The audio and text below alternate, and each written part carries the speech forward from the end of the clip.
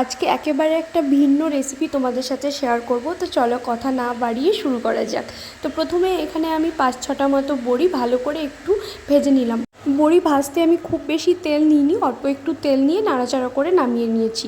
এদিকে ভাতের মধ্যে শিম আর আলু আমি দিয়েছি, আর বড়িটাকে আমি আলাদাভাবেই এইভাবে সেদ্ধ করব। গরম জলে একটুখানি নুন দিয়ে ফুটে আসলে ভাজা বড়িগুলো দিয়ে ঢাকা দিয়ে দেবো।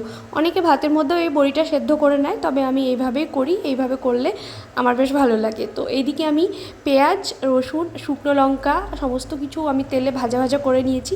এবার হচ্ছে ভালো করে মাখার পালা, মানে খুব সুন্দরভাবে এটাকে চটকে নিতে হবে, তাহলেই কিন্তু আমাদের এই রেসিপিটা হয়ে যাবে। আসলে আজকে আমি বানাচ্ছি শিম আলু বড়ি দিয়ে যে ভর্তা বা মাখা সেদ্ধ যেটা বলতে পারো সেটাই। এবার ভালো করে বেশ মুথে মুথে এটাকে মেখে নিতে হবে। আর শুকনো লঙ্কা দেওয়ার জন্য কিন্তু ফ্লেভারটা সত্যিই ভালো লাগে।